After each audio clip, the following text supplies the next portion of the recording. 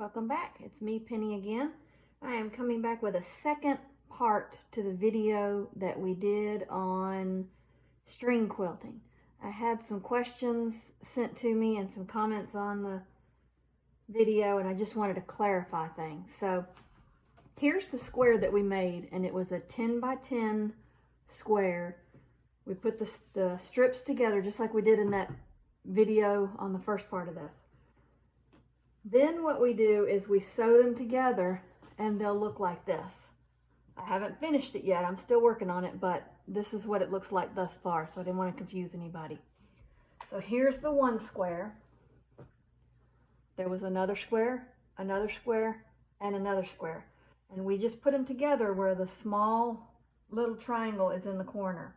Of course, they're different sizes because we cut them different sizes on purpose.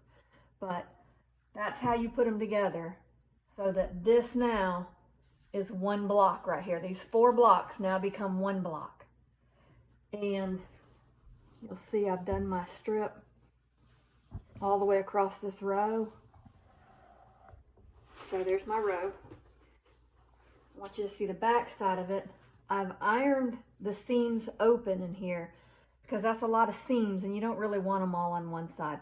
Again, like I've said in most all my videos, there's a lot of different ways of doing everything. So if I'm telling you something and you're doing it a different way and it's working for you, then keep doing it. But this is just the way I do it. So if you want to do it a different way, you're more than welcome to do it a different way. It's your quilt, you can do what you want. But the easiest way I found is to press these seams open.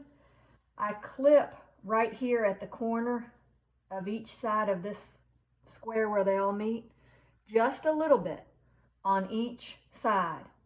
And I do that very, very small clip, just to where it, not to where it's going to hit that seam that we've put in there, because we don't want to rip that seam open.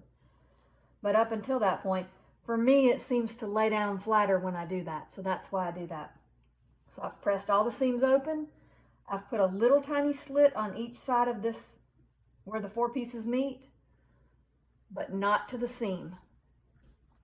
And then I've done that all the way across the back of this quilt. And then I'll just keep going. Like I said, I'm not done with mine, obviously, but I'll just add a couple more rows and probably about 10 more rows and go with it, depending on how big it looks when I get to it. And I just stop when I feel like it's big enough. So if you want to do a small wall hanging, do a wall hanging. If you want to do a little bit bigger, like a throw for the couch, you don't need quite as many. Or if you want to do bed size, then you're going to need more. But that's all you do. So you're going to sew them together to where these points meet in the middle. So here's a better one to show you so you can see it better. Those triangles are not going to all meet up because we cut them all different sizes. If you want them all to meet up, then you cut all these strips the same sizes. But then you have to worry about making sure all your points match up. This way you don't have to worry about anything like that. So that's why I like this, and it's scrappy looking. So again, you're going to press the seams open. You're going to cut a little tiny slit on each side of this 4-piece right here where they meet so that it lays down. You're going to iron it flat, and then you're going to keep making some more rows. So it's as easy as that. If you have any more questions, feel free to reach out. Y'all have a great day.